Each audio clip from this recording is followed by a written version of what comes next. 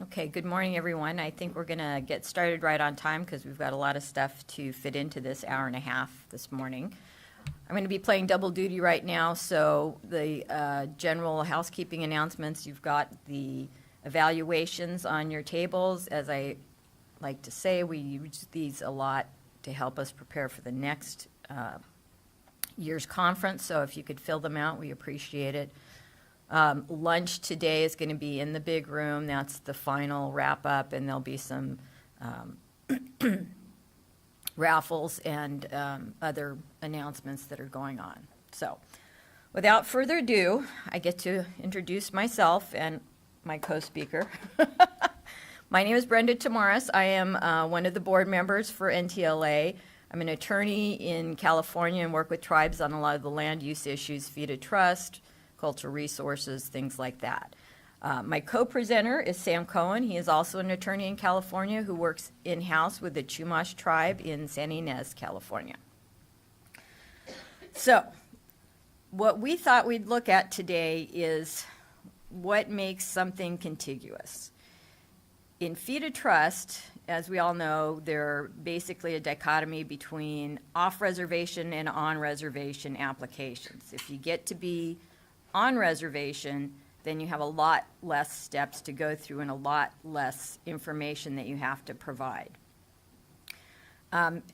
In places like California and other areas where there isn't a lot of inholdings, then contiguous is really important because that makes the difference between, at this point now, going back to central office for an off-reservation approval versus being approved in the regional office.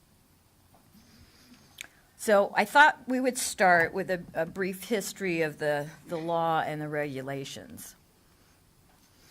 1934, IRA was passed, the Indian Reorganization Act, and that's what gave the Secretary the ability to take lands into trust for Indians. In the Act itself, it talks about being able to take lands within or without existing reservations.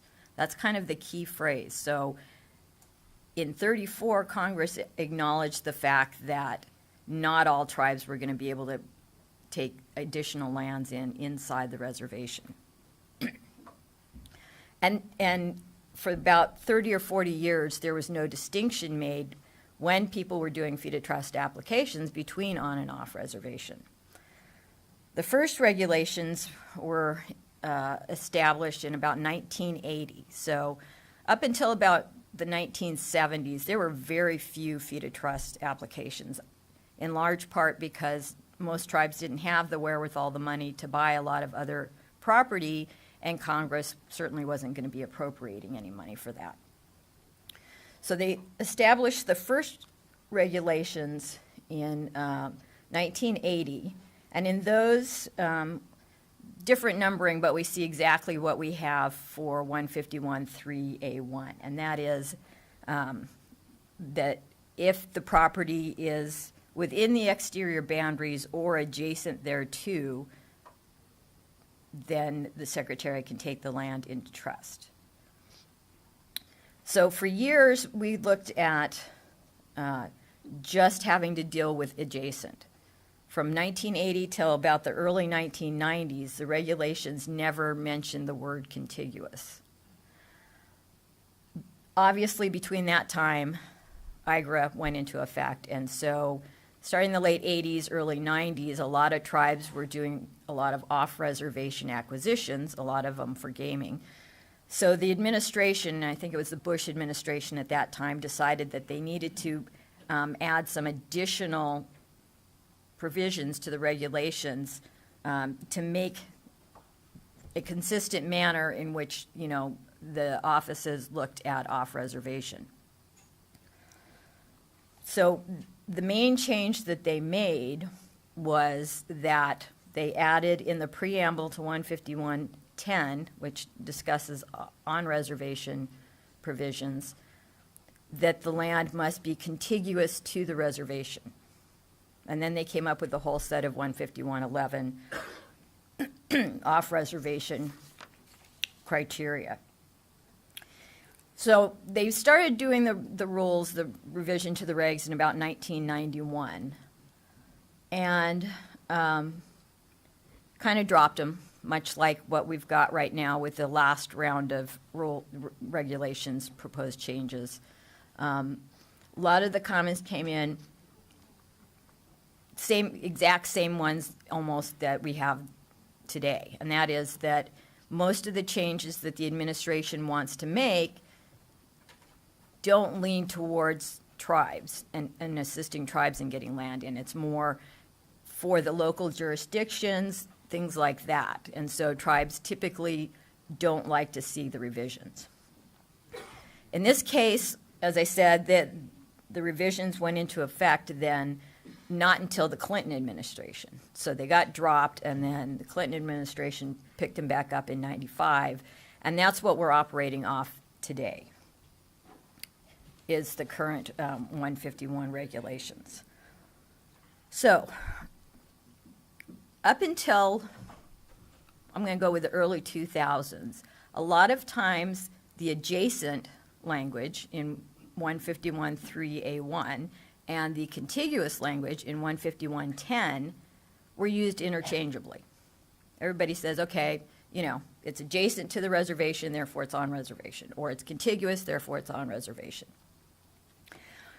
The IBIA, which is the Interior Board of Indian Appeals and decides cases where an application that has been approved typically is appealed by most likely a local jurisdiction or a local community group. Neither one of these, adjacent or contiguous, is defined anywhere in the regulations. So the IBIA has sort of taken upon itself, to try and address what the differences are.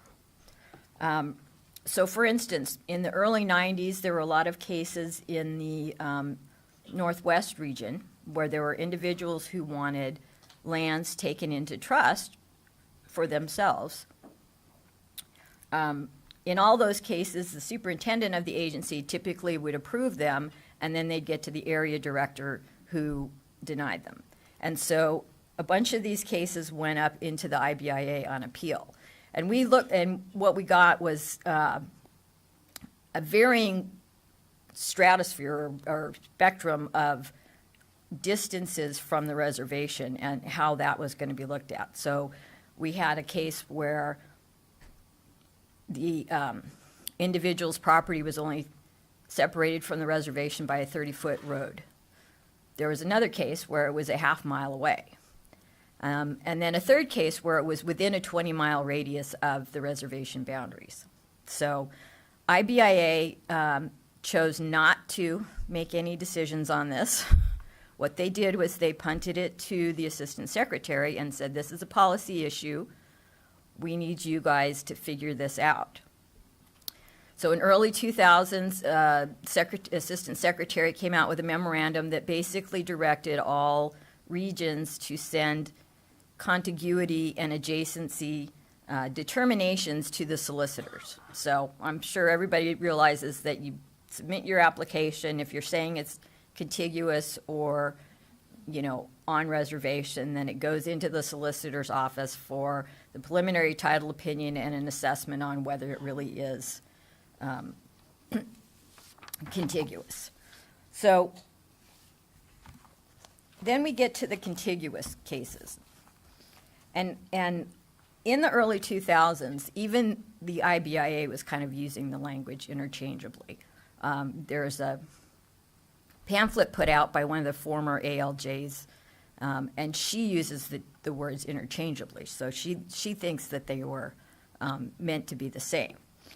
Nonetheless, we come to what we're actually looking at today.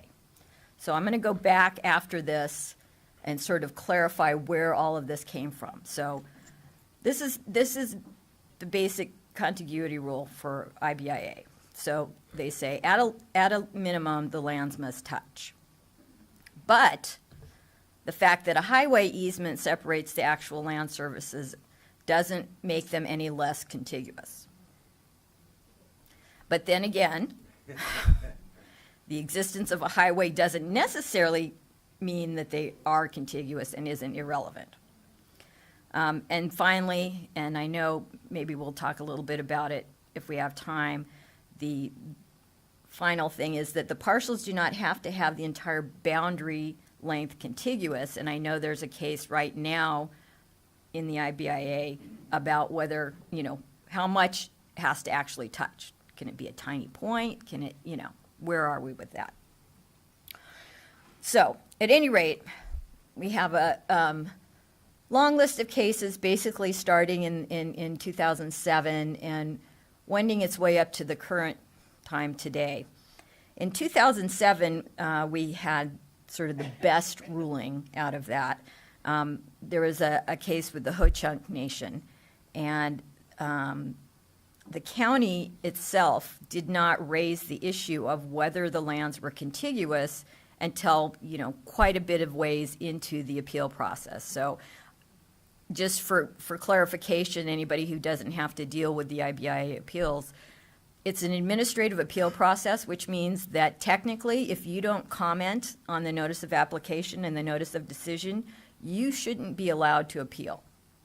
So you have to participate in the process all the way through in order to get to the IBIA to appeal it.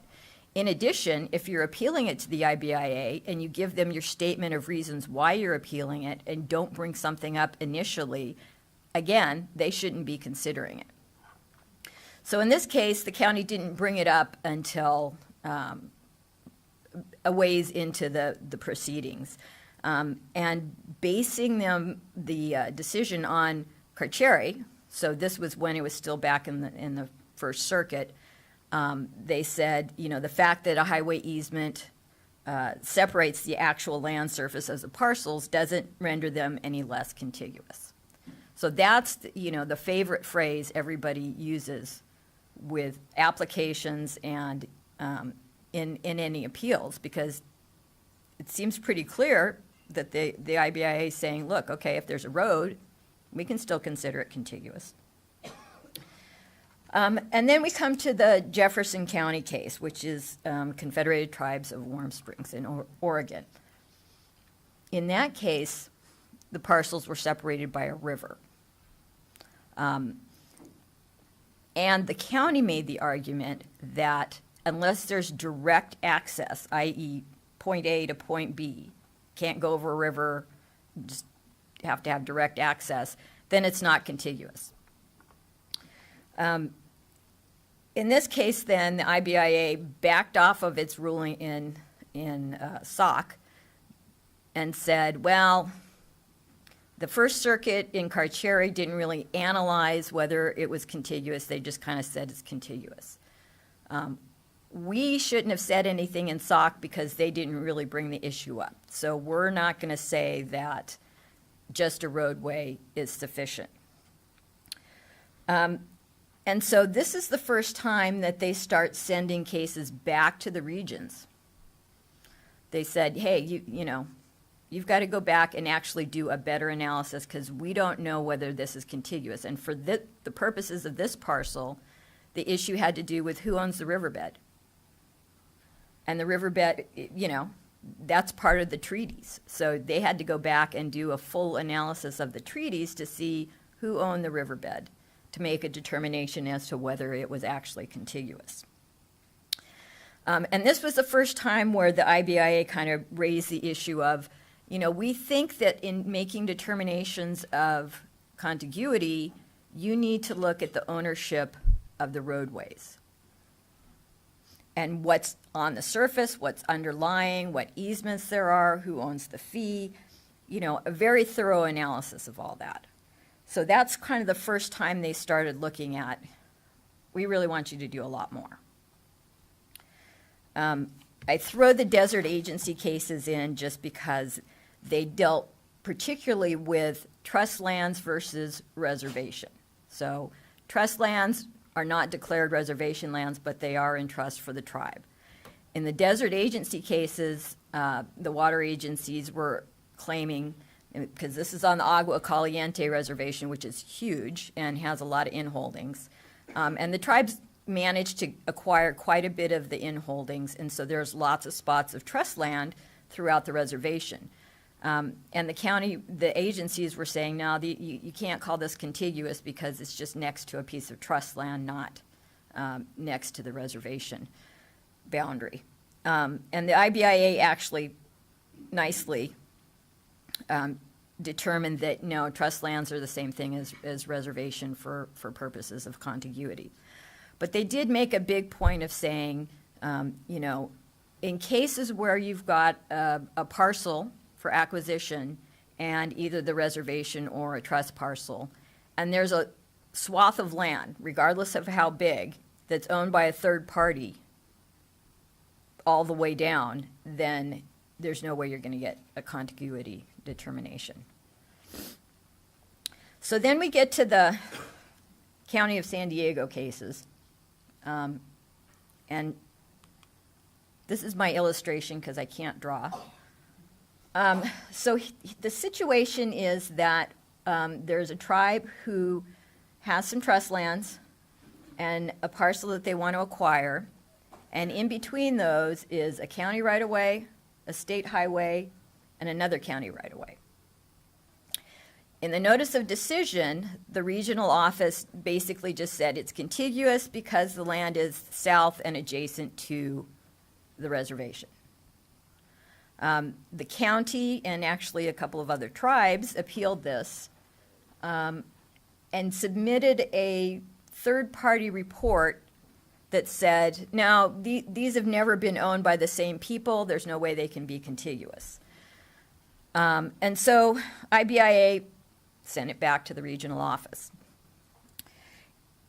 The first time, the solicitor for that region, because there's no definitions of contiguous, went to look at state law. I mean, that's happened in other cases, right? You know, back in the day when you were looking at probate, if you had to, you went to state law. So he went to state law, and in the state of California, the law says that it isn't, contiguity isn't disrupted by a road or a non-navigable waterway.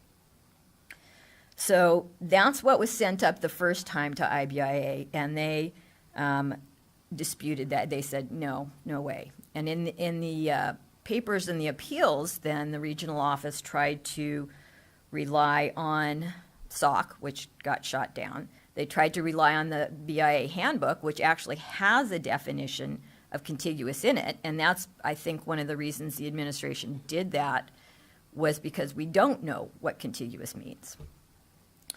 And the IBIA said, no, that has no legal binding effect, so we're not going to take that. So it went back to the regional office. They looked at it again. The solicitor said, okay, well, here's a definition of contiguous in 292 regs, which are what govern gaming acquisitions. So they relied on that. They sent it back up to IBIA because, of course, the county and the other tribes are not done appealing. At that point, and that was the 2016, at that point, the assistant secretary of the current administration pulled the appeal from IBIA. So there's an ability to do that. The assistant secretary within a certain time frame can say, I'm going to decide this appeal. I don't want IBIA doing it. He pulled that and basically said, no, you can't use the IGRA regulations because this isn't, a gaming acquisition. So you got to come up with something else. And again, pointed to the, you need to look at, the ownership of the surface, subsurface, easements, fee, et cetera. So now we're at Chumash. And Sam's going to give you a lot of really fun information about easements next, but this is sort of a tale of two applications in a way. And You want the portable? no, it's okay. I don't have very long arms. Oh, wait, hold on. Okay, so the red parcel right here, all of this, This one? yeah, is the reservation itself. in the very top above the little yellow ones? That's what we call the 6.9 acre parcel, which was the bane of the tribes and my and Sam's existence for 9 years. So that parcel itself is across a state highway from the reservation. And when we sent that application through, we said, hey, it's contiguous. There's only a roadway between it. It was actually originally analyzed under the same criteria that the one solicitor used with the state law. And eventually, you know, the opponents got around to trying to claim that it wasn't contiguous. But the IBIA looked at it and, first of all, slammed the contiguity determination by the solicitor, saying it was basically cursory and didn't come up with it, you know, and conclusory. So they didn't provide enough evidence within their decision to actually prove that it was contiguous. Nonetheless, the IBIA decided they were going to do the region's work for them on this occasion and said, well, but we looked at the easements between the two parcels, and the original owner who deeded the land to the state reserved all rights to surface and subsurface beyond what was there for the road. So when that transferred to the tribe therefore got all of the subsurface and surface rights, making the land contiguous. So now we shoot forward 7, 8 years to the little yellow parcels there, which are on the same side of the highway as the reservation. It's basically, you know, you can see it looks like it's touching the reservation. So, well, we think it is touching the reservation, but, so then, you know, our lovely county came in and appealed and said, no, this isn't contiguous because there's some rights of way, roadways, that have never been put to use but have never been abandoned, and therefore it's not contiguous. We don't think they're properly touching. And the IBIA looked at that and said, yeah, okay, we agree. They didn't want to do the extra work like they did with the 6.9. They just said, you know what, BIA, you've got to go back and take a look at this and, you know, make some decisions. So our local regional office currently has this in place, and they have the San Diego one with the 3 roadways. And so they're having a bit of a problem trying to decide what they want to do with all of this. What we did, and Sam's going to go into that a little bit more, well, mainly Sam and the tribe, put out a whole lot of money and had a bunch of title research done to prove that the two pieces are actually contiguous. So I'm going to set Sam up here, or he's going to set Sam up here because I don't know how, and we'll go forward. So from this point on, if you would do me a favor and raise your hand if you have a question, because I need to come around with the microphone.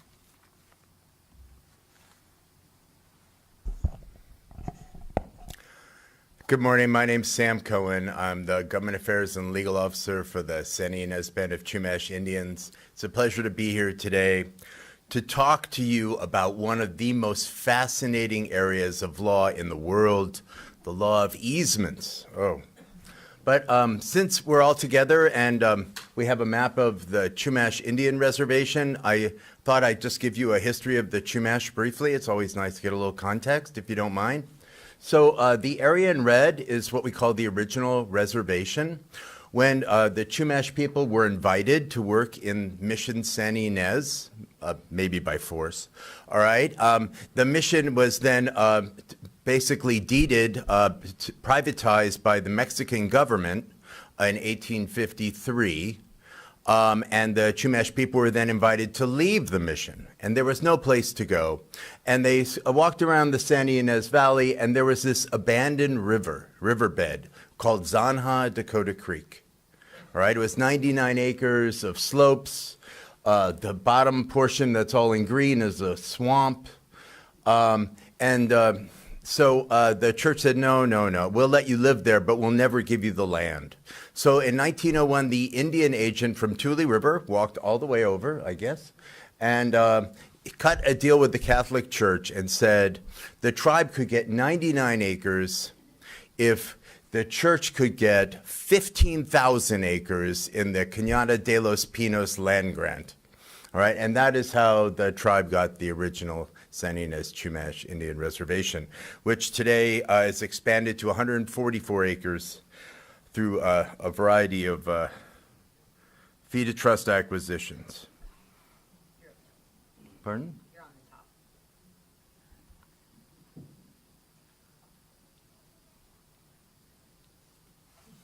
All right. So we're going to make easements sexy again, all right, today, all right?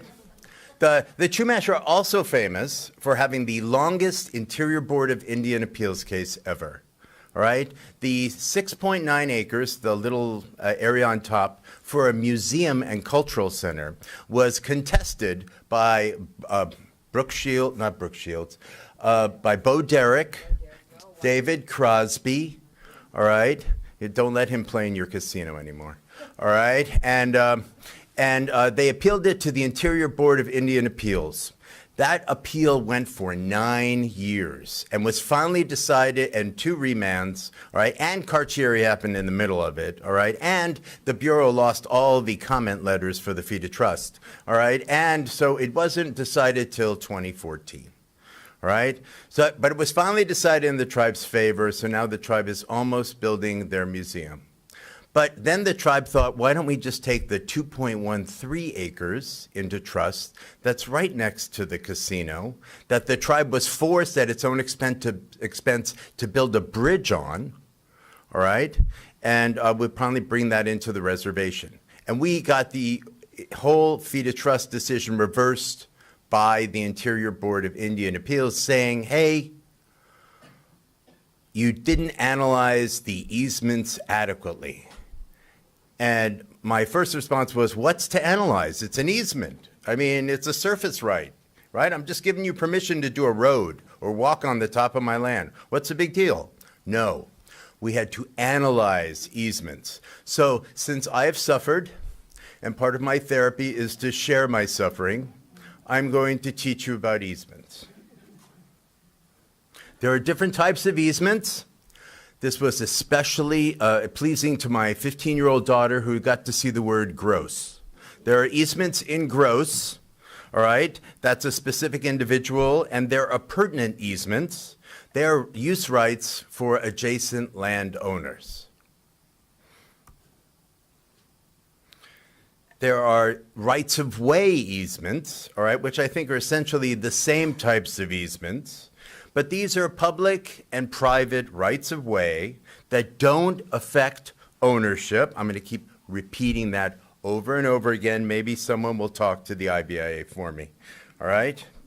It can be a private right or a public right. It allows a neighbor to cut through your property. It's a surface right. But there are also easement categories, right? There's 2. There's affirmative easements and negative easements. Affirmative easements allow a use, right of passage. Negative easements prohibit a use. Oftentimes those are building heights, to preserve a view shed. All right. A lot of people do conservation easements. I don't know about in California, SB 18 allowed tribes to hold conservation easements. So that's a prohibited use. That can be ownership or an easement. How are easements granted? Actually, it's 2 ways. The most obvious way, all right, is by a document. All right. They can be granted by will. I haven't seen that very much. They can be, oftentimes they're granted by deed, and or just a general contract. You'll find a lot of deeds of easement or easement agreements, right? And all those will show up in your chain of title if they are recorded, and you'll have to deal with them as part of the FeetoTrust process. But the worst part of easements, the time bomb of easements, is the prescriptive easement, which is like adverse possession for easements. So you let your neighbor walk across your land for 10 years. You didn't think anything of it, all right? Next thing you know, he has a right to walk across your land. This is called a prescriptive easement, a right through uncontested use. It uses the same elements as adverse possession: continuous, hostile, notorious, adverse, whatever those words mean. I memorized it for the bar exam. I never forgot it. All right? So, and prescriptive easements are like time bombs. You just never know if they're there. You got to walk the property. You have to look for footsteps, match shoe size, do surveillance. I mean, they could happen anywhere. What are the effects? They are non-possessory rights. Second sentence, they don't grant any ownership rights. What are we going to learn today? Not an ownership right. They don't allow the owners to sell anything, all right? But they can sell their easement, so be careful about that. And they can be limited to a term, but it's a contract. So whatever you put in the contract, you can modify. I found this on the internet. I don't really agree with it, but I thought it looked really cool. So I put it into my presentation. There are 8 things some author believes needs to be in your easement. The first thing is he recommends a legal description. I recommend a legal description, all right? I don't know how you get it recorded without a legal description myself, but good luck to you, all right? Second, you should define the easement area. We're going to talk about floating easements. That is the capital punishment of easements, all right? There should be a covenant not to disturb the use. When I'm walking, when I'm driving, you're going to give me quiet enjoyment. There should be a delineation of maintenance obligations, which there rarely is.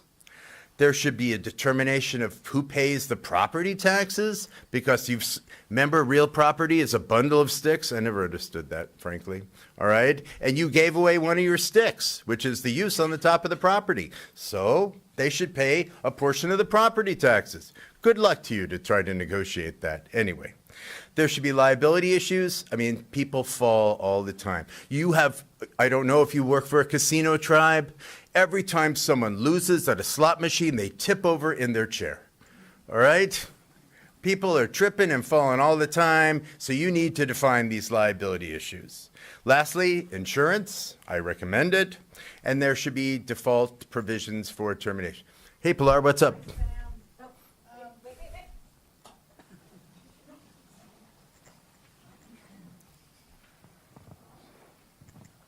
Real quick, where is the description of what the purpose of the easement is for? He didn't. You forgot that part? Usually it's just the use. I mean, usually it's just, yeah, there should be a purpose. Well, and the only reason I suggest that is because I don't know how many folks here have experienced this on their lands, but I represent a few people who find that they granted an easement for purpose of a telephone pole, and next thing they know, electrical lines are on that pole, or vice versa, or they've granted the use of an easement for one pipeline, and 3 pipelines are in that easement. So use is, if you're talking about tribes granting easements, use is very important, I think, and I would just add maybe number 9 to that list. I think that's great. And there's a whole area of law. The advanced game of easement is called burdening the easement, all right? It's when someone gives you an easement to do one thing, like to park your RV, and the next thing you know, you have a convenience store behind your house. All right? That's a burden. All right? That's burdening the easement. So I just wanted to go back to road maintenance, because that's one of the issues that we have in our Santa Ynez Chumash case. There actually is law in California that talks about how if there is a private roadway for the benefit of multiple owners, the cost of maintaining the road is proportionate to the use made of that easement. And that will give you hours of fun with your neighbors, all right? I can only imagine how you quantify the proportionate use of the easement, but of course this gives you something to sue them over, which in California is a hobby, all right? But finally, the floating easement. This is capital punishment for FeetoTrust, all right? Because a floating easement says somewhere in your property, undefined, is the ability to drive or to drive somewhere or to put utility lines somewhere. So when you file your FeetoTrust application, they're going to say, well, that means they can put power lines through the middle of your museum. So you have to either get this easement released or you need to have them define the exact location of the easement, which means this easement, which was granted in 1928 to some family that is 6 times dead, all right, and their heirs are like 93 people, you have to go research the easement, all right, and modify the easement to give it a specific legal description. This is the worst kind of easement, right? And you get a lot of these in utilities. The only thing good about these easements with utilities are, I mean, utilities generally are stable, all right? They're not particularly friendly, all right, but at least they don't move. You know what I mean? They'll have someone in real property like in Pacific Gas and Electric in our case, who will talk to you and may or may not assist you. And this easement just makes no sense. All right? This is the implied easement when you own both lots and you sell one, but you forget about the road you have in the one you sold. I mean, talk about malpractice. I mean, I don't even understand this easement, all right? I mean, so I sold you the land, I'm driving through it every day, but I forgot to permit my own street, all right? So there can be an implied easement for access, all right? You'll see this with landlocked parcels. They have an implied easement to get out, all right? But it's a problem because it's not a defined easement. All right? And that was kind of the problem in San Diego. They had this joint road, and that was the only way in or out of the parcel. And lastly, the government can do easements. The government always starts off very nice and says, we'd like to build a road. And then they smile and say, and if you don't, we may build a road anyway, all right? That's called condemnation, all right? So, when the federal government does a road, it can be voluntary, all right? And that's a deed of easement or a release, or it can be involuntary. That can be a taking, a federal condemnation where you have rights for reasonable compensation under the Fifth Amendment. It's the Fifth Amendment? Due Process Clause of the Fifth Amendment.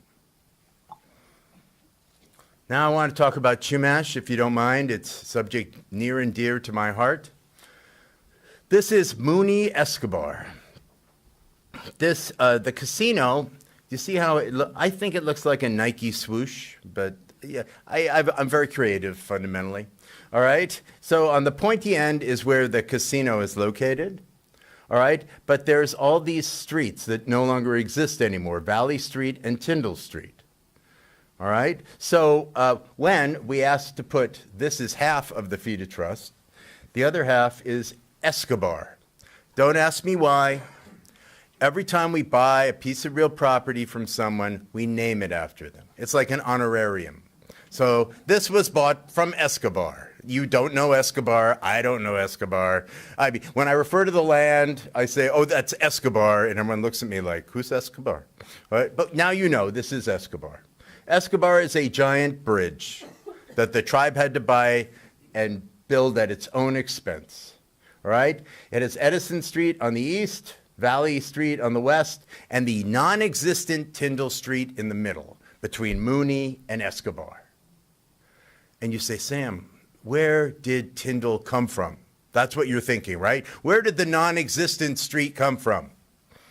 You're saying, oh, yes, the 1888 map of Santa Ynez, of course, because, you know, don't you have that in your living room on the wall, you know, for a reference?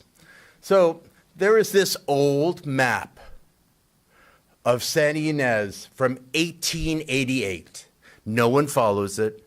The county only recognizes it when it benefits them, all right? They won't honor any of the lots, All right? They won't honor any of the roads except when they want to honor it. And for our FeetoTrust, they decided to honor Tyndall Street. And so we now honor Tyndall Street, all right? This was an 1888 map. They made an offer in 1888 to dedicate all these streets to the county. How long do you think it took the county to accept the dedication? 10 years, 20 years. Yes, 100 years, yes. The county accepted the 1888 offer in 1959 because, it was ripe. They thought it was working by 1959. So then I had to prove that this was not a real easement. Well, it is a real easement as of 1959, obviously. All right. And it only burdens the surface right of the property. So you can't just go to your title company. You have to find the uber geeky title researcher guy. All right, who exists? Don't, trust me. Talk to your title people, all right? Like First American, they'll say, oh, you need John Hebda. And then So we found John Hebda, and you can't really talk to him. It's like, whoa, all right? And John Hebda said, first he said he wouldn't do it, then he said he would. So then I had to introduce John Hebda to the surveyor. All right, we have an old surveyor, a guy named George Marchenko. George Marchenko believes there's gaps in real property. I didn't realize this until I was talking to him. He goes, oh yeah, there's like a 12-foot gap between those two parcels. I'm like, George, what's a gap? Is it like a big void? Is it like a chasm? Is there a Grand Canyon? In real property, everything touches. That's the beauty of real property. We love that about it. Maybe one landowner has more land and one landowner has less land, but no, George believes in gaps. All right, so then we had to convince George there were no gaps.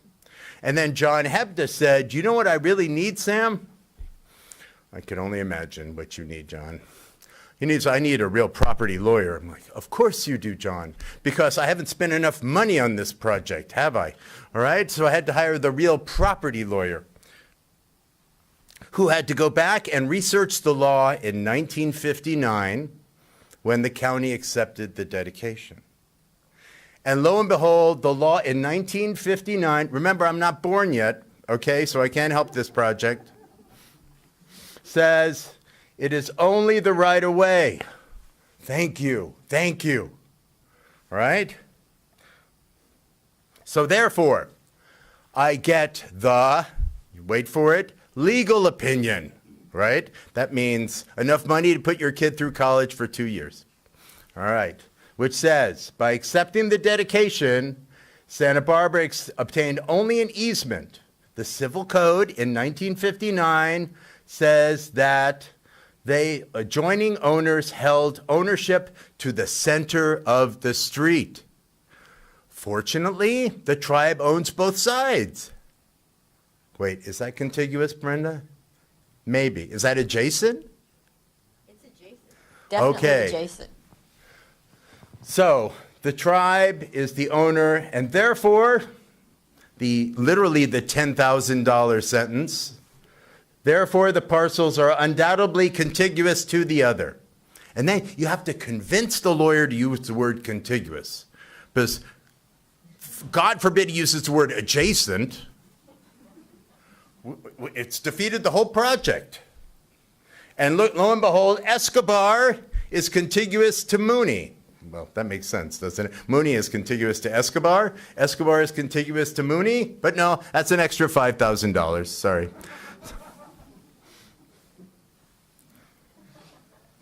So there. So anyway, the moral of this story is that roadway contiguous can no longer be assumed.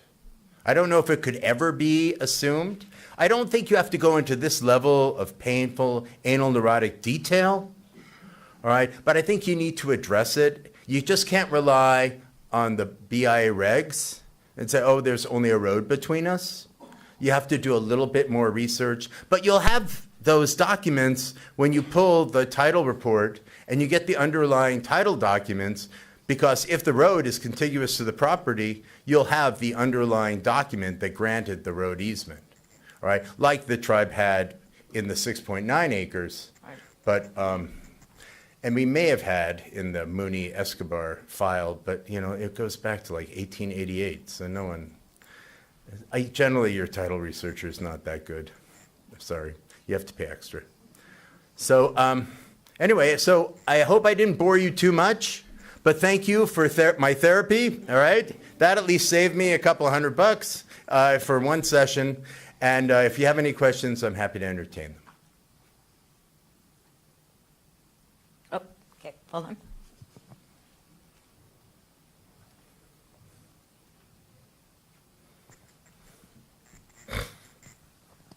I don't have any real questions, but so It's not a real issue. just for my own clarification, I can sleep at night. What is the bridge gap? You said you had to pay for a bridge. What does the bridge gap? The entire reservation is on the Dakota Creek, and so the creek kind of flows right through, back to Escobar.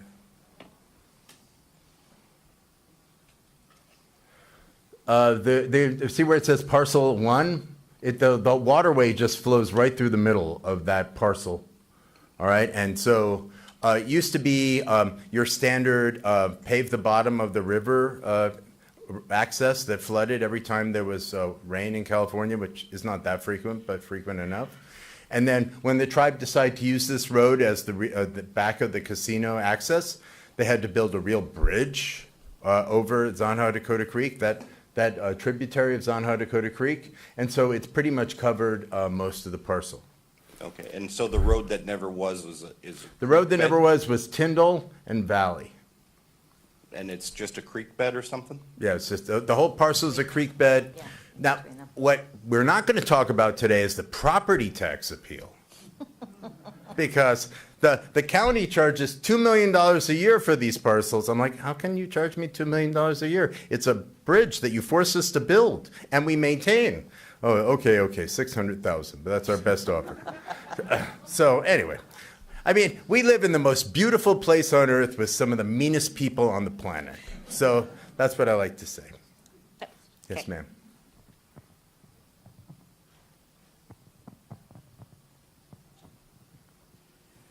Okay, surprisingly and not so surprisingly, there are documents that I prepare for our tribe, and our attorney is very careful to use the word adjacent and/or contiguous in the documents I prepare as tribal treasurer. I want to make it clear in my own mind, contiguous is the good word, adjacent is the bad, or vice versa? Or do they matter? Contiguous is the word in the 151 regulations that defines whether you're on reservation or off reservation, right? If you are contiguous to the reservation, you are on reservation. And if you're not contiguous, you are off reservation. But the word contiguous is not defined in the 151 regulations. So then you go to Webster's dictionary.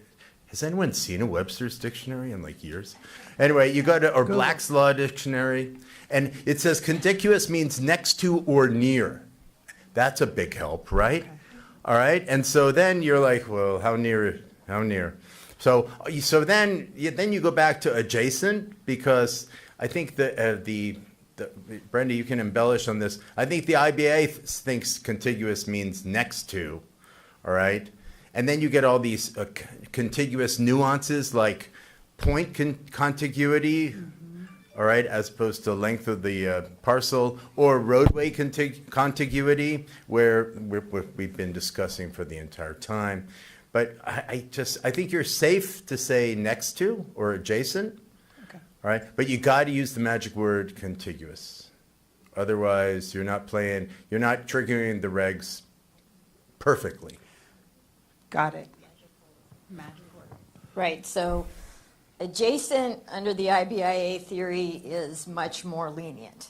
You can be adjacent and still be 2 blocks away. Contiguous, you actually have to touch somewhere.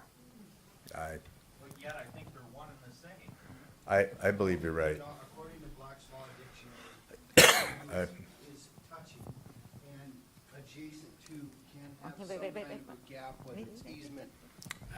So contiguous is touching according to Black's law, and adjacent to can be touching or have a gap or parcels in between, but have a relationship according to Black's law. I would say contiguous gets you the perfect legal opinion, and adjacent gets you the lawsuit. All right? So it just depends on how big your legal budget is. And so this is where I want to provide another option instead of going to, is don't be scared of the off-reservation FeetoTrust. So we had a parcel in which we figured we have a 25-foot gap between parcels that we definitely don't own. We had to go through off-reservation process, same thing. It went smooth that way instead of trying to fight this 25-foot gap, a true gap. I don't know, wow. Does this still go to the national office for off-res? Yes, yeah, so off-reservation still goes to central, which is sort of a black hole, which is why we That's try the only our best downside. to get to. So the 151.11 off-reservation FeetoTrust regs say, the further you are from the reservation, the greater we balance the objections of the evil county. They don't use those exact words, but that's sort of, and the evil cities. All right, so at 25 feet, we're not balancing much, all right? The tribe did 1,400 acres, the Chumash did 1,400 acres, which was 2 miles east of the reservation, and the IBIA, well, it was pulled by the assistant secretary, but the analysis at 2 miles is almost nothing, all right? So the distance from the reservation is the only problem you have with off-reservation and the increased balancing of the opposition arguments, and you may or may not have to go to the national office, which may or may not delay your application. Yes, sir. Just a little pointer, I guess, it may be relevant or not, but we've actually had some off-reservation FeetoTrust applications that have, been in the process for, 8 to 10 years. Yeah, and there's a mile off reservation adjacent to trust land. Well, then we got creative, and we did make them contiguous, or actually adjacent to that trust land. 5 parcels. We had the legal description redone, redid the application to where it was all considered one piece. And that just kind of That's rock star. cleaned it And up. the Chumash bought every parcel between the 1,400 Yes, acres. Exactly. And so one morning we woke up and we were contiguous. All right, but I think the county realized that too. Yes. So Okay, I hate to we're done. cut Sam short because he's very entertaining. But we do have another presenter on due diligence in FeetoTrust. So Jennifer Kuiper? Yes. Okay. So anybody who has additional questions, I don't know, Sam may be escaping quickly, but I should be around and be happy to talk to you. So, Brenda is smarter, so you're in good hands. anyway, since he's leaving, a round of applause for Sam while she gets set up. Thank you. Thanks for coming, Sam.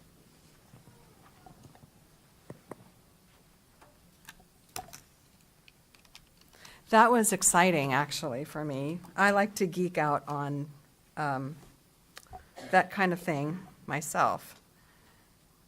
And interestingly enough, there will be a discussion on contiguous property owners in my presentation as well. How many people came to a presentation that I gave on Tuesday? Anybody? Is this all new? Okay, a couple.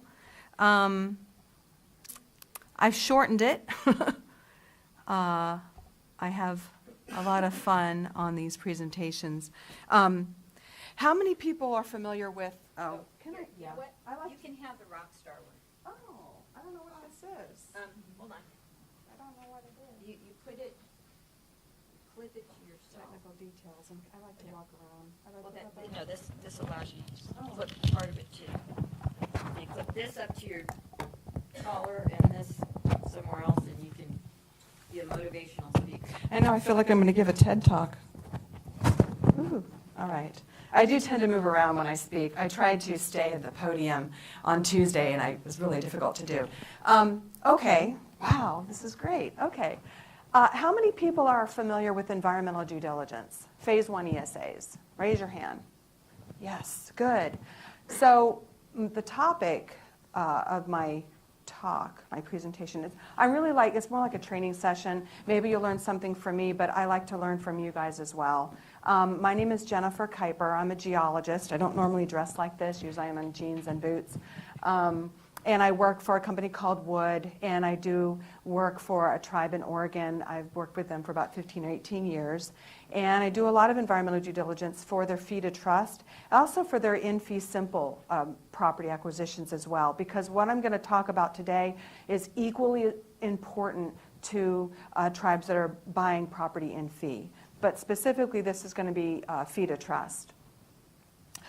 If you have any questions during my presentation, feel free to raise your hand. Very conversational in style. And I don't have much time, so I'm going to go through these things fairly quickly. But if you do have questions afterwards, I am happy to answer as well. So the introduction that I have and the objectives today are, I'm going to give you a brief introduction to environmental due diligence and FeetoTrust. Basically, when I say environmental due diligence, I mean Phase 1 ESAs. It's part of your FeetoTrust application. It's like step 7. I'll go over that under environmental compliance reviews. ESA can also mean Endangered Species Act, so don't get those confused. ESA is Environmental Site Assessment for this purpose. And then I'm going to digress a little bit. I'm going to take a left turn and talk a little bit about Phase 1 ESA basics, and you'll understand why a little bit later when I go into tools that you can use yourselves before you hire someone to do a Phase 1 for you as part of that FeetoTrust application. Then we'll have a visual quiz, which is my favorite, where you can test your skills. And then we'll talk about some tools that you can use, and then a little bit about maybe what you could think about beyond a FeetoTrust application. Okay. First of all, where do you find the rules from BIA for performing a Phase 1 ESA? It's found in the BIA FeetoTrust Handbook. They reference Step 7. And that Step 7 references the Department of Interior's Department Manual Part 602 for land acquisitions, Chapter 2. And in that Department Manual, down below is where they reference what's called the ASTM standard. ASTM stands for American Society for Testing and Materials. That's what they use. That's what the BIA refers to when they want a tribe to go and do the Phase 1 ESA as part of that FeetoTrust application. They want you to perform a Phase 1 ESA in accordance to this ASTM standard, and we'll talk a little bit about why that is. I pulled this from some brochures that I found that were pretty handy for both on and off reservation property FeetoTrust applications. This came down at Step 7.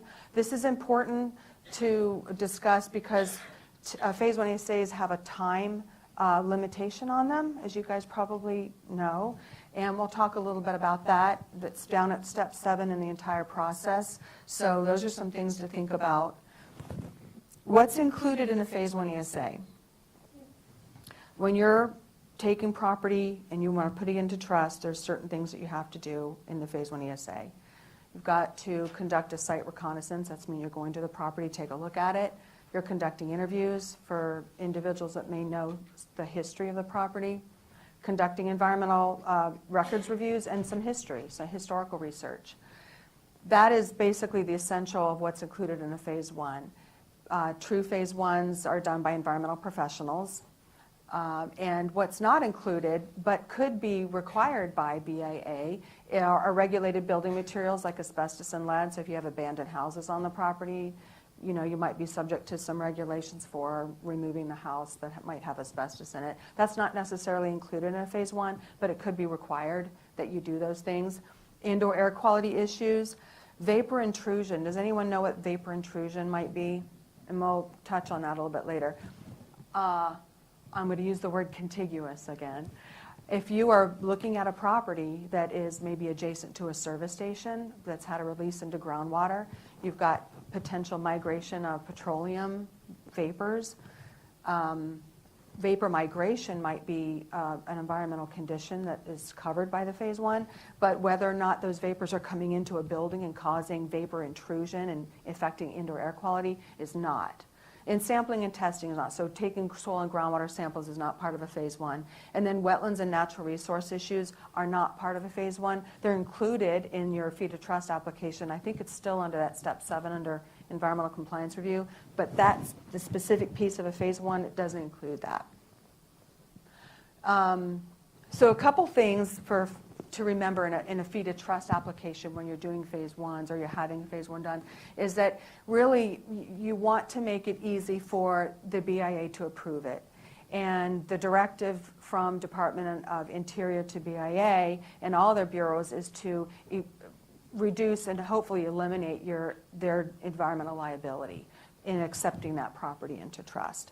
Realistically, before you take an in-fee property that you have into trust, you're going to want to do that yourself. So if you're looking at buying a property in fee, you're going to want to perform the phase one ESA for this very reason. You want to reduce your liability. And there's some other reasons why you'd want to do it too, and we'll get to that in a minute.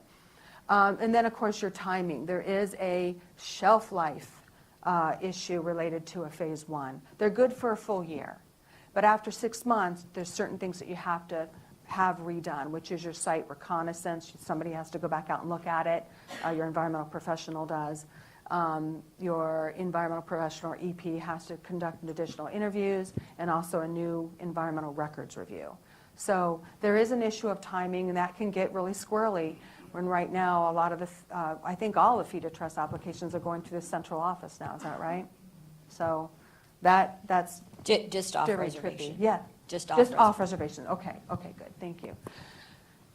This is where I turn a left corner a little bit and talk about basics of phase ones, because there are certain things that tribal land staff can do before you involve an environmental professional, and there's a couple reasons why. But I call this, and here's where I geek out, and I'll tell you what these acronyms mean. But I always think CREX and HREX and REX. Oh my, because that's really what a phase one is all about. It's about identifying these 3 things, and we'll talk about what those are.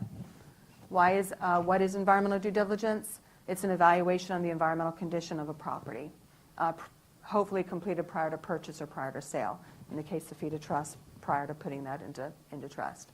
And why is it important? It can protect against federal liability. Hidden environmental liabilities can be very expensive, and environmental liabilities can hold up a transaction.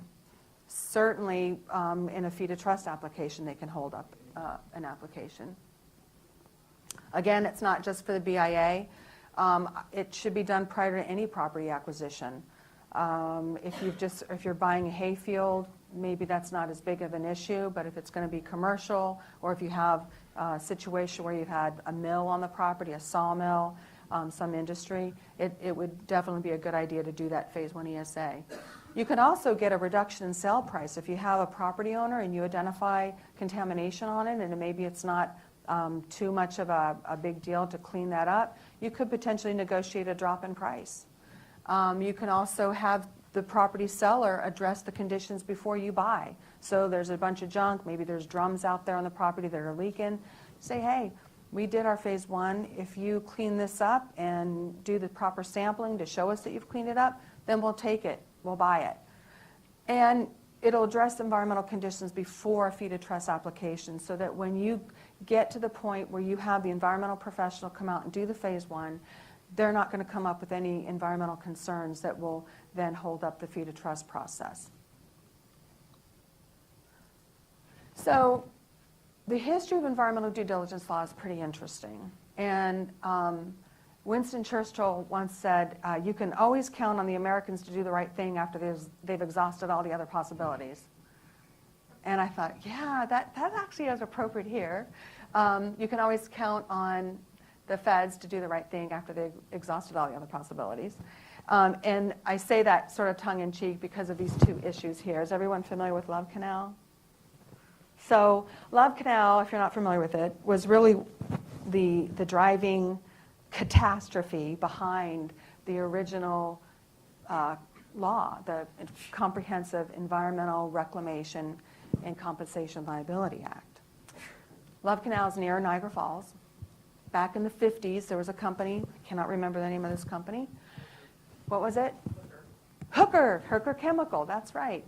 They deposited 22,000 tons of all kinds of chemicals in a low-lying area, probably it was a wetland area. They dumped it in, and over time, it was in the center of a neighborhood. And over time, people got sick. They were asking the government to research this, figure out what was going on. It wasn't until much later that the government did come in and do some evaluation of it, and they installed a treatment system. And I was actually looking at this last night on a YouTube video about the most recent information about Love Canal. And Love Canal was what you would call definitely a recognized environmental condition. It was absolutely recognized. Well, they installed a treatment system at Love Canal. And what they did is they didn't remove the material. They didn't remove this 22,000 tons of waste. What they did was they capped it. So they covered it with a cap and put soil on top of it. And then they installed a treatment system to clean up the groundwater. It's really interesting. I had thought they had removed the drums, but they didn't. They capped it in place and controlled that, so is what they say. And even now, people do complain about becoming sick because maybe the treatment system isn't really cleaning up everything that it should be. But that Love Canal was really what started the CERCLA law. And basically that CERCLA law held property owners liable for contamination on their property. It also established a Superfund so that if there was nobody available to clean up, the property owner had no money, there would be federal funds to clean that up. In the meantime, there was another lesser-known catastrophe going on in Times Beach, Missouri. Times Beach was really started off as a resort town, and it was a place where people could go in the 1950s, relax. The roads weren't paved, and in the 50s there was a chemical company that wasn't located too far away. They were actually not a chemical company; they were a manufacturing company, and they manufactured various beauty products, toothpaste, and whatnot. And they would bring in chemicals. They were co-located with the chemical company, and there was a product that they would extract, a chemical that they would extract out of some other chemicals because it was a bactericide, so a bacteria, and they would put it in toothpaste. And everything else they would take and they would put it in the ground. Well, when it was in tanks, and when they got full, they contracted with this chemical company to remove it. Well, the chemical company then turned around and contracted a guy named Bill Russell, who owned an oil recycling company, and they paid him $1,500, I think, a load to come pick it up. Well, what he would do is he would mix it with petroleum, and he would spread it on the ground for dust suppression. And that was very common back then. You spread oil on the ground, it works great. Well, this particular stuff worked really, really great. And he would spread it on the roadways at Times Beach many times throughout the summer. Horse arenas in the area also started contracting him to do the same thing. Well, I think within weeks of actually spreading it out in the horse arena, horses got sick and started dying. They became emaciated. Riders got that classic chloracne that you get when you're exposed to dioxin. So finally, the government came out and did some sampling and found really high concentrations of dioxin, 100 parts per billion, and I think the cleanup standard nowadays is 1. That was one of the impetus behind the 1986 Superfund Amendment and Reauthorization Act. And at that time, because Bill Russell testified that he had no reason to know what he was doing, he didn't know, he was just an oil recycler and that's what he did. Part of it was an innocent purchaser defense. He didn't purchase anything, he was a transporter. But they did come up, the federal government came up with an innocent purchaser defense and said that if you conducted an appropriate level of inquiry into prior to purchasing a property, you could come up and be defended against federal liability. That's what that was all about. But they didn't define what all appropriate inquiry was, so nobody knew. What do you do to determine that you're an innocent landowner? Later on, more recently in 2002, the Brownfield amendments came up, and they added 2 more defenses against that federal liability, environmental liability, which was the bona fide prospective purchaser. And that means you know what the contamination is, but you're doing certain things. You're buying the property, it's contaminated, you know it, they know it, but you're bona fide and you're protected against federal liability. Then we have the contiguous property owner defense. So it was really interesting to be in the conversation this morning about contiguous property, because contiguous property is, do we have a pen here? We don't have a pen. Oh, we do. Here it is. Okay. Can everybody see this? I'll move it over here. Basically, who cares about roads and environmental liability when you are talking about cleanup or chemical trespass? You are here, you want to buy your property here, right? Maybe you're a service station here, okay? And here's your fuel islands. Groundwater's moving this way. This place is contaminated with a capital C. Groundwater's moving this way. Groundwater becomes contaminated there. You are a contiguous property owner. If you do your environmental due diligence and you perform an all appropriate inquiry into your property before you buy, and you discover through your environmental due diligence, Phase 1 ESA, that there is a service station or some other facility that is contaminated, moving on to the property you want to buy, you can qualify for a contiguous property owner defense. They still didn't define what an appropriate level of inquiry was in 2002. It wasn't until 2005 that EPA established that, what a definition of what that was. So what was going on at the time? You know, when the circular liability came out in 1980, it was anybody's guess as to what an appropriate level of inquiry would be. So around 1986, the marketplace, the commercial real estate industry got together with bankers and property owners and environmental consultants and decided, okay, and because we've lacked a definition about what an appropriate level of environmental inquiry is in our property, what can we do? So they came up with a list of things that if you did this, you could potentially become, I say potentially because they didn't test it in a court of law for many years. In fact, I'm not a lawyer, I don't know when the first case would have been. But they did come up with a list of things that if you did this, you could qualify for an innocent landowner defense or any of the other defenses against federal liability. And that became the ASTM standard. That's the standard that the BIA uses. These are all the iterations that it went through. I highlighted 152705 because that's when, in 2005, again, going back, that's when the EPA established that definition of what appropriate level of inquiry is.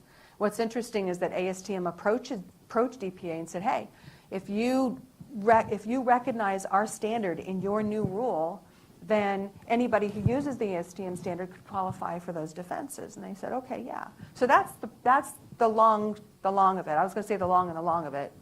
It's the long and the long of it. This is the dry part, but I'm going to geek out on this. This is important for you guys to know. It established definitions. When you have a Phase 1 ESA done and your environmental professional comes to you with a report, these are the things that they're looking for. Recognize environmental conditions. Okay, do you have contamination on your property? Historical recognized environmental conditions. Controlled recognized environmental conditions. A recognized environmental conditions fairly easy. Service station, looks like it might be right out of Route 66, I don't know. But basically it's the presence or likely presence of any hazardous substance or petroleum products on, in, or at a property due to any release of the environment, under conditions indicative of a release to the environment, or that pose a material threat to the environment. So a service station, you don't know that if there's a release there, but material could be stored under conditions that pose a material threat of an environment, of a release to the environment. Then you have historic. Remember Times Beach? This is Times Beach now. So it's abandoned. The city was abandoned. The town was abandoned. They went in and they cleaned it up. They dug up all the soil. Now it's historic wreck. Basically, it's a release that has been cleaned up to the satisfaction of the regulators. One thing to keep in mind is this was many years ago. Okay, they cleaned it up to this standard many years ago. Let's just say this was done in 1995. Now, in 2019, if you were to go back and look at the results of cleanup, you have to compare it to today's cleanup standards. Okay, what are the today's rules for cleanup? If it doesn't meet today's rules, then it's not a historic recognized environmental condition. It goes back to being a wreck. And there's a reason why I'm telling you all this. We'll get there in a minute. And then there's the controlled recognized environmental condition. You've got contamination in the ground, but you're doing some kind of engineering control by putting a fence in the ground around it, putting a cap on it is one, putting in a treatment system to clean up groundwater. Those are all controlled. Institutional controls might be a limitation on the property. You can't drink the groundwater, you can't eat the dirt, something like that. This is the fence line around Love Canal. And I don't even know if I would call it a controlled wreck anymore because people are complaining that it's still, there's still issues out there. Okay, this is quiz time. It's very exciting. Okay, so now that you know what a recognized environmental condition is, and a historical wreck and a controlled wreck, I'm going to go through some slides and we'll talk a little bit about it. Okay, some things that you can look for. And this is one of the reasons I'm talking to you about this is because these are things that you guys can do on your properties before you buy them yourself. They're free. If you just train your eye to look at some of these issues, it'll become apparent. Can you tell, I don't have a pointer, but can everyone see what's on this building? There's a pipe going up the side of the building, and at the top it's open. It's a vent pipe. It's a vent pipe for an underground storage tank. Whether the underground storage tank is under the sidewalk, in the basement, maybe that building has a basement, I don't know, or underneath the building in the ground. But that can be an indication that there could be a tank there. And an underground storage tank can hold petroleum products or other things. Could be an environmental or recognized environmental condition. What about this? Anybody hazard a guess about what this might be? Yep, it's an oil film. And you can see the staining around the pipe. Again, this is classic for unhooking the pipe and then filling from a remote truck to fill that in, and then it goes into a tank, either in the basement or under the ground. You don't know, but that should be a red flag for you when you're looking around on buildings. What about this? Does anybody have any like nursery operations on or near your lands? So this is a nursery operation, and for all intents and purposes, it looks pretty good. But what can you use in nurseries that could build up in the soil? Fertilizers, yep. Herbicides, pesticides. The pesticides and herbicides that are used nowadays are not nearly as bad as what was way back when, which were more chlorinated, and they stay in the ground a little bit more, but they'll build up in the soil. So this particular property I was on was an azalea. All they grew was just azaleas. And probably about 2 feet of the upper level of soil had herbicides at a concentration that they needed to address it in some way. I think they ended up capping it. But that's something to think about, past and site use. What about stored materials? What are these? Well, they're creosote-covered railroad ties. And they're sitting on top of the old railroad bed. And they're fairly inert, except if they sit there for a long time, rainwater is going to leach some of that creosote into the ground, and you're going to get a small amount, or a large amount if they sit there long enough, into the ground surface. Anybody have any uncontrolled dumping on their properties?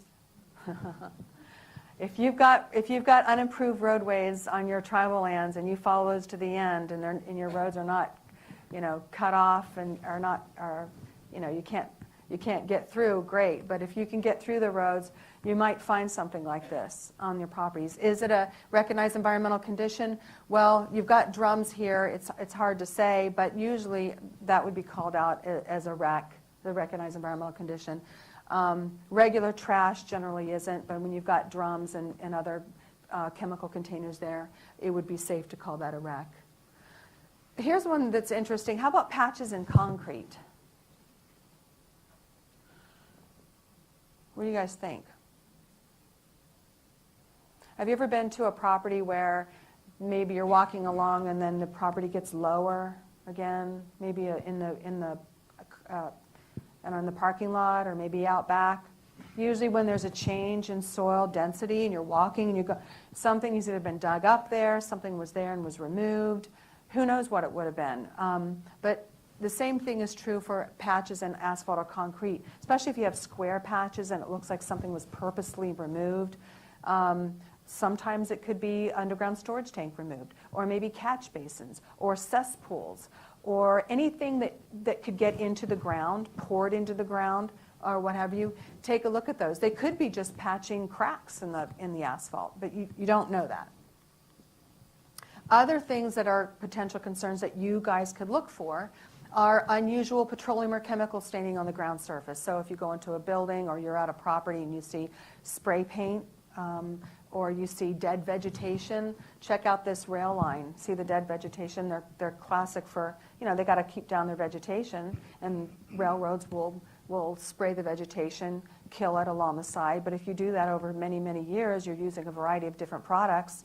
Products today are not nearly, they're still not that great, but they're not nearly as bad as they were way back when. So then you got to think about that. So you're looking for dead or stressed vegetation, strong odors, septic systems. What's wrong with septic systems? Well, if you have a property where they were doing some kind of work on engines or a shop, and they're on septic, where would be a great place to dump your chemicals when you're done with them? Down the toilet. Where does the toilet go? Into the septic. Especially on remote properties where you're not hooked up to municipal sewer. I had many properties where I've gone out that were remote, and you end up finding something in the septic system in the drain field. Monitoring wells, obviously, hummocky, soft areas, and of course burn piles. I know one of the tribes I work with, they all have burn piles. Generally, burn piles aren't that big of an issue, but if you're looking at a burn pile and you see products like spray cans and oil cans and whatever else they throw in there, that all gets concentrated right into the burn pile and gets on the ground surface. So those are things that you can look for. How about this? Is this a wreck? Former service stations, would you consider that a recognized environmental condition? Yep. How about leaking drums? Yep. Dry cleaners? Yeah. And chemical handling. Yep.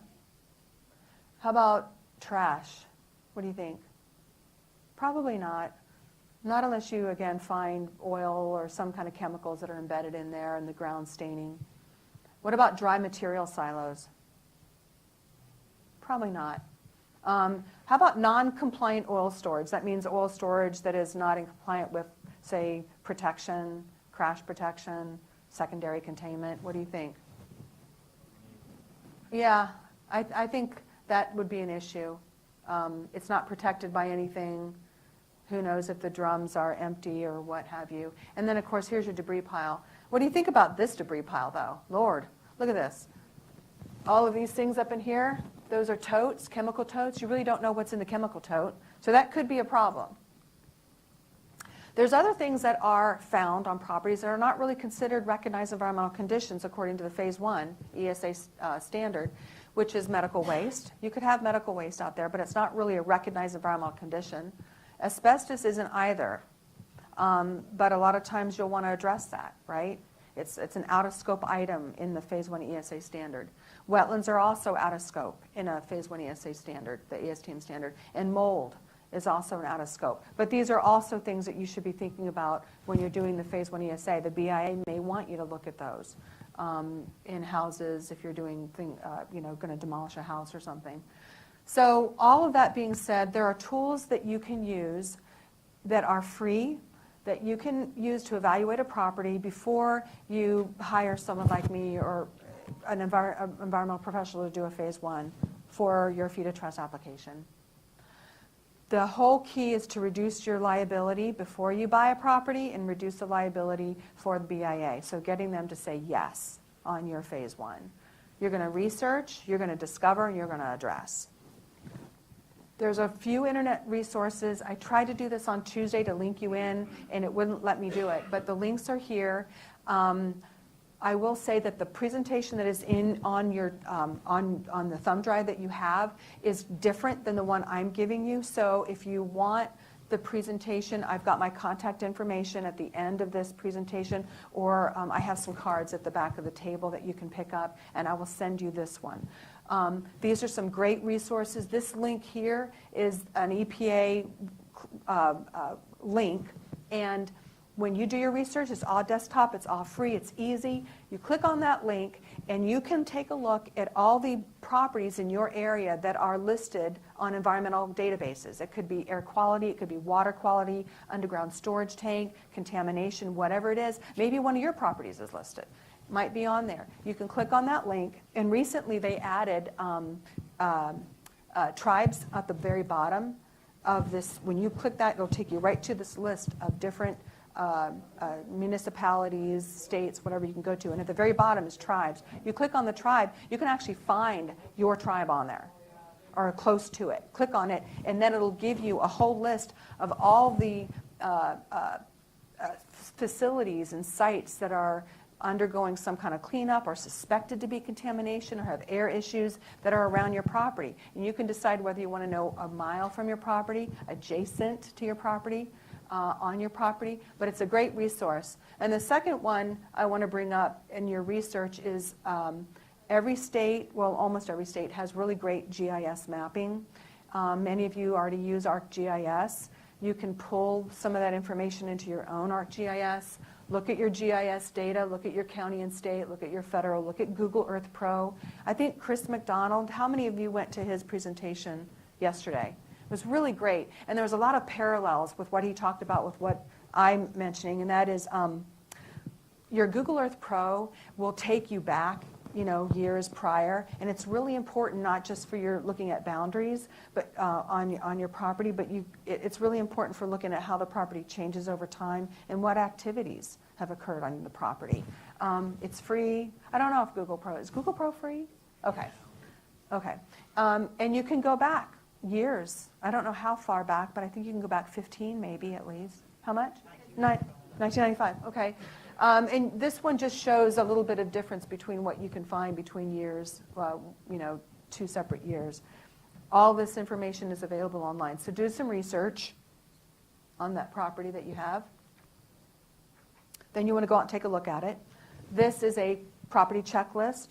It is in your packet of information. I sent it to the planning committee, and it should be on your thumb drive. You can create your own checklist. This is about 10 pages long, and it will walk you through what you're finding on your property to help you prepare for anything you might find so that you can address it, so you can get that, I hate saying this, but I'm going to say it, certified clean. I have a lot of people call me, I want my property certified clean.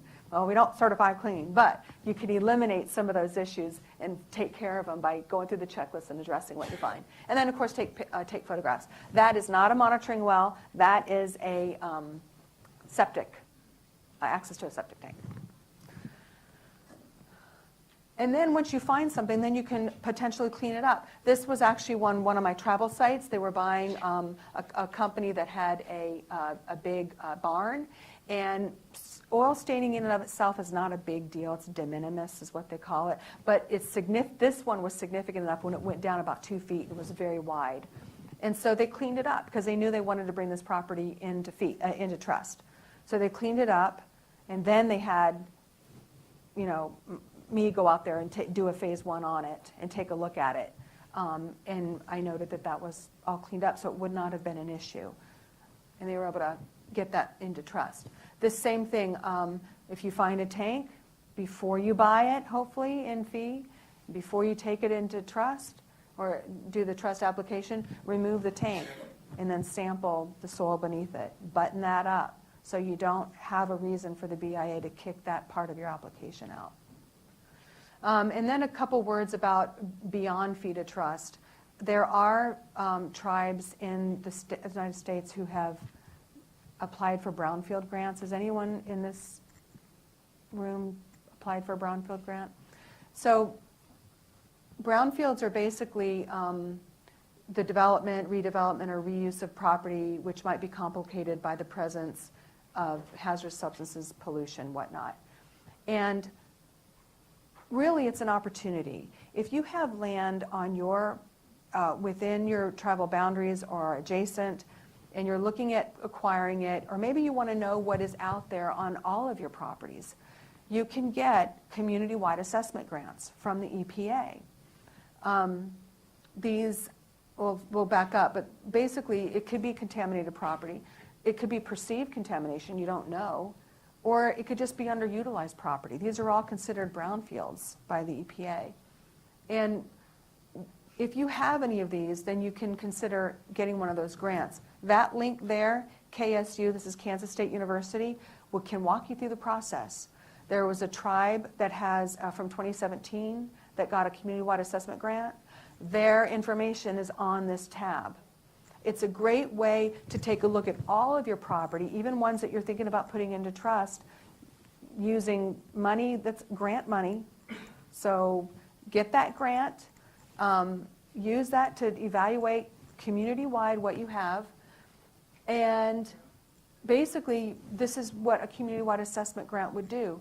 You research all the properties that you have. Again, they could be underutilized, they could be potentially contaminated, not contaminated, but you drive around and you document the sites that you see. You conduct the environmental record search. You can do that online. Then you reach out to your community and find out what the community's goals are. You know, what is important to your community? Is it economic development? Is it what concerns? Natural resources concerns? What are the needs there? And then you rank it. You develop a scoring and you rank all the sites that you find in order of importance. And then you can take that and approach the EPA for another grant to address the properties that you've identified, to clean them up. And if you've got the time to do that, that would help you in the future if you're trying to get property that's in fee simple and into trust. This is what it could look like on GIS. You've developed your list. You can plot the properties on GIS, and that's a really great way to go. So in summary, basically what I've done is just pulled together a couple of the slides to sort of a takeaway. And your Phase 1 ESAs in FeetoTrust are really meant to reduce liability for the BIA and for the tribe. And it's really meant to move that property smoothly through the FeetoTrust process. Watch the timing of your Phase 1 ESA. The Pacific Northwest region has been known, the realty specialist has been known to say, and this is when it worked when the regional director, I guess, reviewed FeetoTrust applications, but they would review the application, and then when they were done and everything looked good, then they would ask for the Phase 1 ESA, and that helps with timing. Who knows how long it would take at a central office. I hear it's taken a while. You've learned about some of the basics of a Phase 1 with what a recognized environmental condition is, a REC, HREC, and CREC. And hopefully the visual quiz has got you thinking about what to look for if you're going to sort of look at some of these properties on your own, some tools that you can use, some resources, and then think about beyond that, beyond your FeetoTrust, and maybe doing a community-wide assessment grant. And that's it. And I don't think we have time for questions. I've probably gone over a little bit, but I'll be up here for a while. My cards, and I do have some pens, really nice ones, in the middle table there if you want to grab those. And if you do have questions, feel free to come up and talk to me. Thank you very much. Great, thank you so much.